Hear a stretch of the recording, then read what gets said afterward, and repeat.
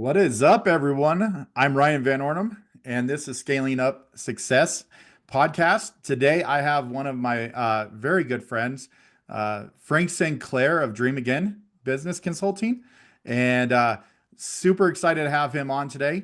Frank, thanks for jumping on and being a part of our podcast today. Thanks, man. Yeah, Ryan, thanks for inviting me, my friend. Appreciate you. I appreciate you. So, let's just jump into it, huh? Tell me a little bit about Dream Again, man. I know a little bit about it, but let the audience know. Well, Dream Again is the name implies consulting, which means coaching, speaking, facilitating training. We really hone in on business culture, interpersonal communications, and foundational principles of business is what we consult on. Man, that is some high level stuff that you got working there. And the cool thing that I see from you guys is you're able to help pretty much anybody that can, that's just getting off the ground to multi-million dollar companies.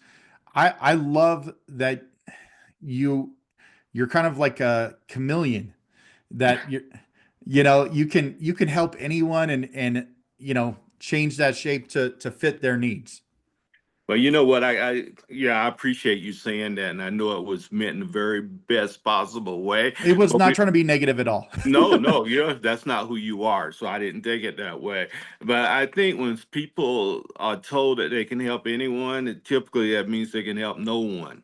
So you have to have a target audience in order to really be effective in business. So my target is more entrepreneurs or business with 100 employees or less. We don't like scaling. There's a lot of business with 100 employees or less that are multi-million dollar businesses. Oh, But absolutely. yeah, but we definitely do not want to enter into the fray when it comes to very, very large enterprises. Absolutely. The stat that I got from the Department of Labor, I believe it's 28 million small business owners across America. And small businesses is up to, I believe, 20 employees. Is that correct? Well, I don't know. It depends on what data you look at, Ryan. Okay. Some even consider 50 employees or more still small businesses. Oh, okay. Yeah, Okay. But it even still, I know that there was I believe it's 6 million or so have less than 5 employees. So absolutely. Yeah, that's a large chunk of American business. that is. And You're being and you're right, having that niche, I have seen it so much, and you said it so eloquently yourself, is if you're trying to help everyone, you're helping no one. Uh, right. so now you've been building Dream Again for 5 years now, 6 years This is now, our right? seventh year. Wow, man, it's Yeah. incredible. Let me Yeah. let me just ask you this question real quick. And what do you think the pivotal moment was when you were starting off uh Dream Again that you knew you were going to succeed with it? I don't know if I had a pivotal moment of thinking that, Ryan. I'm like, well, I don't go in negatively. I would. No one starts business with an item fail, right? Sure. But for me, I think it was realizing my design, what I was put on earth to do. And I knew that I was entering the fray of my specific design on earth. And when I figured that out, there's going to be no quitting that because this is what I was put here to do, right? And it's not going to be measured by what I do make, don't make, or how I'm received or not received, et cetera, et cetera. This was my purpose on earth. And when I figured that out, there was no turning back, man. Man, that is so cool. And I love hearing that because like what, you know, with the ventures that I've done as well, if you don't believe in it 100%, find something else and find it quickly because when you find those right opportunities, doesn't even feel like a job. It's just like you said, a calling. Yeah, it is a calling. So Absolutely. so let me follow up on that. So with what you've built, do you feel like it's evolved over the last 7 years now? Like when you had this concept at the start, do you feel like that there's been some evolution along the way to where you are now and refinement over what your business has become? Absolutely, my friend. If stagnation does not create movement, so first of all, you have to be a subject matter expert in the field that you say that you are designed to be in. So your personal development, all of those things is an ongoing journey, and as environments and culture of our culture and international cultures change, you have to be in tune with that so that you can keep up with what's going on. I don't think Dream Again looks anything like it did when we first designed this work. And I know when you first started, it was more geared towards just the consulting side. But if anybody has ever gotten to talk to you, you are so eloquent with your words, and you are an amazing orator. I love hearing you speak, and it gives me goosebumps every time you talk. Honestly, I I found it really interesting to see the public speaking side of Dream Again become more paramount in what you do, and I'm very impressed with that. And that's that one piece of evolution that I see as from the 30,000 foot view of just being one of your biggest supporters.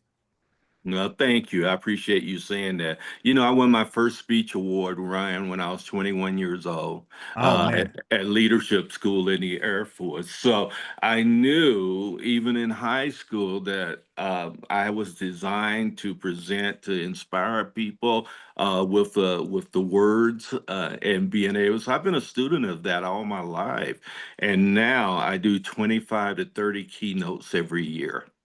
It's incredible, and like I said, I've heard you speak many, many times, and I love every single opportunity I get to just soak in your wisdom from those keynotes, and even just at different networking events. It's just great to hear you uh, have your perspective on life, on business, on whatever situation that you're speaking about.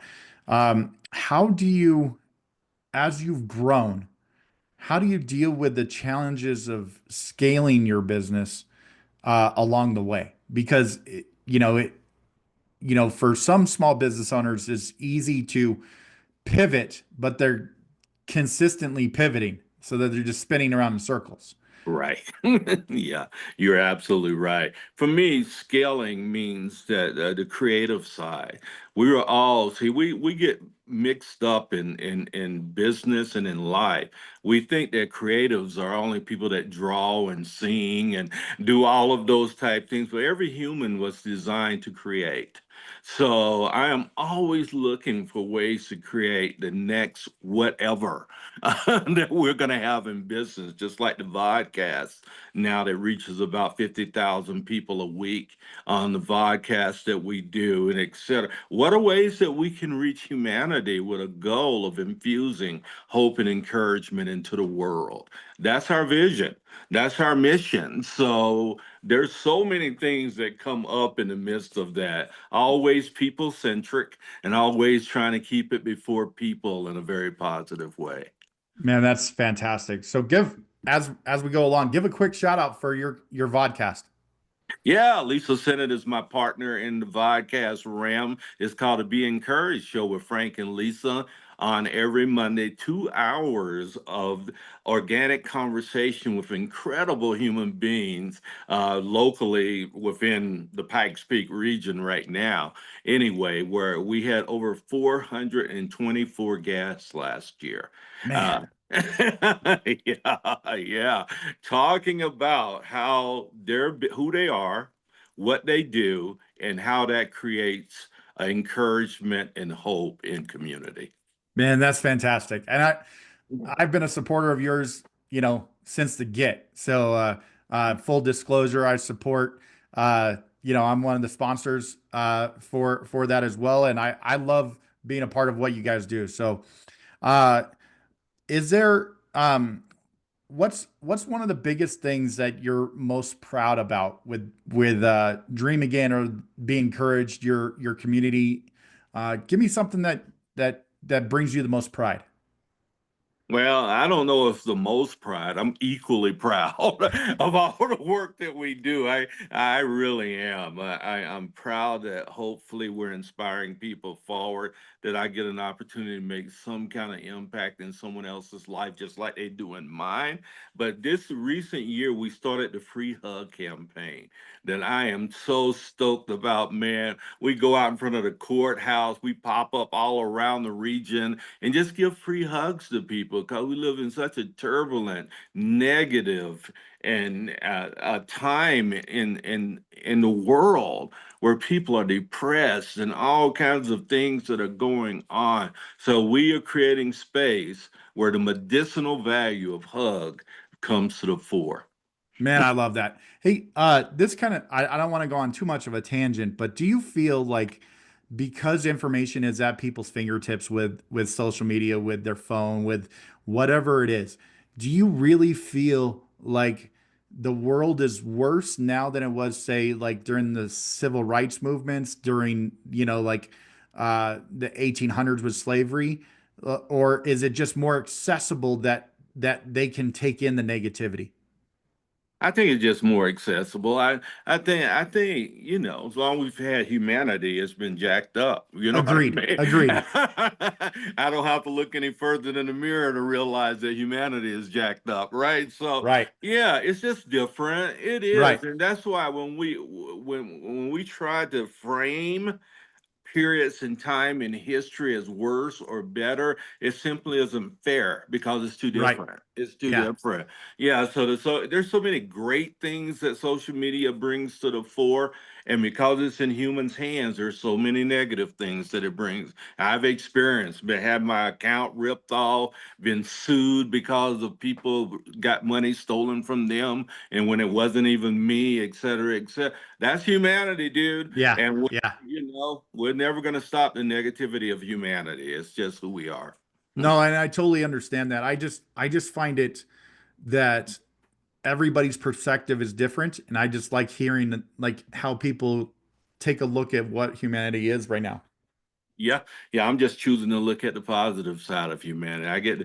To me, it's exciting. I get to speak to people like Ryan Van Ornum on the daily and stuff and just have great conversations and knowing that your heart is lent towards trying to help other humans and do the very best you can in the space you are. So that's what I see in humanity, and that's what I'm going to continue to see, no matter how bad it gets on the I love it, periphery. man. Yeah. I love it. Keep doing your thing on that piece. So, um,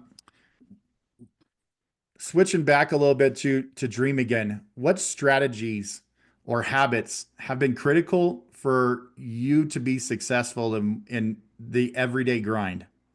Consistency. Consistency. Absolutely. I think it's not a buzzword, it's just a fact. If you become consistent, which really establishes the habits that you have day to day. I'm very, very consistent and very disciplined in my execution of Dream Again and what I have to do on the daily to make sure that it stays relevant to people. So, getting up at 5 o'clock every morning, encouraging posts that I put out to people every day. And not only to help them, it helps me because it gets my mindset framed in a Right. way that I can go out and be positive with other humans as well. I call it my daily rituals. Mm, Uh, whether it's like I have to do stretching, or like I take my medication or whatever I have to do. yeah, Get in the shower, do uh, some sort of mindset, situation where I'm giving myself affirmations, or if I'm posting something of a positivity, that before I get out of bed or before I start my day, like that I have those pieces already there, that it's created that consistent structure. And I really agree with that, being consistent. I think for the one thing that I would say for me is like resiliency. Like, yes. gosh, so many people just give up just before it's going to be turning the corner for them. And, Uh-huh. there's, if I get knocked down 9 times, I'm going to get up 10, you know? Absolutely. Absolutely. Man, people just don't realize and they push back against the very thing that creates their movement and whom they become in a very good way, I fail forward. I'm gonna fail. I know that, right? I don't Right. look. I'm gonna fail forward. I'm gonna take those failures or those things that you wouldn't consider success and build upon them and things. So I don't fear failure because if you do, then you take no risks. And Right. people in business that don't take risks don't scale. Oh, absolutely. So one of the things that I've seen in all businesses over the last, I don't know, like 10 to 15 years is the role that technology is playing. And, with what you do with Dream Again, I mean, y- you're not a 20-year-old, but you still utilize a lot of technology, man. And I'm very impressed with that. So what role is technology utilized? Have you utilized technology in your business? I do. You know, we have some people in the background that are incredible with AI and those other new technologies. Our show takes advantage of AI and all of those things, the way that we promote our show, the way that we do Dream Again and those types of things. I'm totally interested. Tell me about, I know the dangers. I know, I don't fixate on the dangers. I fixate on where it can leverage. I can leverage it to create the best space that I possibly can in my reaching of humanity. Man, that is super cool because you know, automating processes increases your productivity. And that's what I've seen. You're not doing the mundane tasks that can be automated. That's super cool. Good job, Yeah, man. right on. So how I I can answer this probably, but I want to hear it from you. But how does a company create a strong culture? Well, it has to come from leadership, first of all. Yep. Whomever is leading, because, John Maxwell's saying resonates with me so strongly. If you think you're a leader and no one's following you, you're simply taking a walk, right? So, yeah, leadership means someone's following you. You can't lead if no one's following, right? So, we need inspirational leadership, not people that just informing people and telling them what to do, but they're inspiring them forward and helping them uh, engage in something that's going to create the best opportunities for them.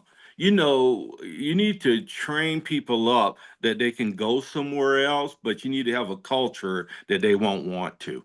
Oh, absolutely. And Right? that comes back to value. You know what I'm saying? Because like the more that people value, whether it's the culture, whether it's the opportunities that are given, that could be in salary, that could be in many different forms. But Yeah. yeah, so just creating that culture in a different way, it's really something that is to the business owners, you know it's the perfect piece to grow into. Like being a better leader starts with culture. It does. Create a personal vision statement for yourself. You should have all your people create their own personal vision statement, where they want to go in life. And they need to think big about that as well. And we need to check in regularly. I suggest every 60 to 90 days and say, how's it going with the vision statement? Let's take a few moments and say, what can I do to help you as you are walking towards the great vision of your own life? Right? I Yeah, tell that's you, profound. yeah, it's powerful, brother. It really is. And that makes people know that you're invested in them, not just in what they can do for you, but whom they are as humans, and that you're interested in their forward movement as well. Man, that's awesome. So as this podcast gets out to other business owners across the country, the region, the country, what advice can you give on hiring that right person that fits your culture? Hire someone for their attitude, not for their aptitude. Okay. That's pretty easy. You can teach people stuff, right? Right, If they right. have the right attitude, you can really teach people stuff. But we too often hire people for what they know, not for who they are. So we need to find out who they are, what's their attitude that they're bringing toward. My son's been in business 18 years this year, twice on Inc. 5000's list of fastest growing privately owned businesses in America. And he Wow. does an incredible job of hiring people for their attitude and teaching them their skills. Man, that's phenomenal being on those type of lists, and it obviously shows that you had an impact on him, in the way that you were living your life. And that kind of goes into my next question a little bit. How, as you've grown these businesses across your career, how do you balance a work-life balance with that kind of stuff? You have grandkids now. How do you manage that time with your beautiful wife? How do you manage that time with your family, but still being able to grow your business on a day by day, month by month, year by year basis? Well, to me, I don't use work-life balance. I think that's a fable. I think it's work-life integration, right? Oh yeah, yeah, yeah. Particularly if you're in business, my friend, business is gonna dictate a lot of your life. But it's having those conversations. I'm fortunate. All three of my children are entrepreneurs as well, and very successful ones. So yeah, they understand as a dad, their dad, what he's doing and what it takes to be able to do this. My wife does as well. She's an incredible supporter of that. People have to understand what you're going to do, and you need to let them know consistent communication of what it takes to get to where you want to go and see if Yeah. they're on board, if they have, and take their impact input seriously, particularly your wife. Take her input seriously. And if you need to change a few things along the way to make sure that your personal life is in line with where you want to go in life, do it. Because I'm telling Man. you, when that gets out of alignment, man, it'll blow up your entire business. Oh, I agree. And just Yeah. love having that support system behind you, man. I love what you just said there. That's fantastic stuff right there. So, um, let's shift gears a little bit though. As I think you spoke about it a little bit, that society's changed over the last, couple decades here. What new challenges do you feel like business owners are facing now that they didn't have to face, in the past? Well, I think number one is attention span of humanity today is much smaller, right? And we can throw in social media and the way that we can communicate so quickly and so easily and stop blaming it. I mean, keep a positive outlook on all these changes that are happening and stop going, oh, the millennials or this, that, and the other, finding some way to make you only have so much mind space every day. Are you Oh, going to use absolutely. it Yeah. complaining and whining about what is? It's not going to change for you. So get on board, leverage what you can, let the rest of it go, and do the very best you can there. There's not a whole lot of difference, Ryan, in humanity in the thousands of years that we've existed. There really is. And there's not a lot of difference in what humans want. We want to be cared for. We want to feel like we matter. We want to feel like we're contributing to something. We want to know that we have a purpose in all of these things. And when we can feel that way, and leaders, it's your responsibility to help people feel that way. Is it going to work every time? Of course not. Some people you need to walk out the door and have no guilt, no shame because it isn't a fit. But when and where you can, you need to uplift humanity to the very. That's why you exist. And if you don't exist to make a difference in other humans' lives, please get out of business because you're in our way. Man, I just had to rub the forearm because, man, I got goosebumps just from hearing that right now, man. You just pumped me up with that stuff. I love it, man. And Thank you for sharing your wisdom. Appreciate you're, that. you're very welcome. So, if you have any advice for somebody that is starting that entrepreneurial journey, today. Mhm. We're in the first part of 2025 as we film this. What advice would you give to someone that is just starting out, man? Find you a Ryan Van Ornum. or or Frank Sinclair. I mean, I'm not saying this to promote my business. I'm just saying we can have coffee if you want to talk to me, if you want to talk to Ryan, talk to people that are doing this stuff. Right? Don't listen to all the things and all the books you read and all the podcasts you're listening to, et cetera, because you are an individual. There's no one else on earth like you. Principles may remain the same, but execution can be incredibly different. So find people that have done it and be teachable. Please be. If you're arrogant and no one can teach you anything and et cetera, well, I'll see you back working for someone else's vision. Absolutely. Man, that is great stuff right there. Hey, as we wrap this up, man, thank you so much for taking time to jump on this podcast. And you were absolutely stellar in what you do. And as far as business coaches, you're one of the best that I know of in the industry. How can people get a hold of you? How can people reach you, whether it's on socials, whether it's, email or phone? Give everybody what you got, man. Yeah. DreamAgainLLC.com is my website. You can also go to beencouraged.net is our website. If you want to come on our vodcast, it's free and be able to promote your business and get an opportunity to get it in front of our audience. Those are our two websites. My phone number 719-373-7115. Send me a text because rarely do I answer a phone, but if you text me, I promise I'll get right back with you. Let's build together as a community of business people. The world is counting on you and me to make the difference in this community, in your community, through your business. Was fire, bro. I appreciate you being on this thing. Thank you for being a part of our podcast, Scaling Up Success. Frank Sinclair, Dream Again Business. Could not ask for more. You are a wonderful guest, and I love being able to just spend some time with you, man. Thank you so Yeah. much. Love you, bro. Love you too, man. Enjoy your day and You take too. care. Not yet.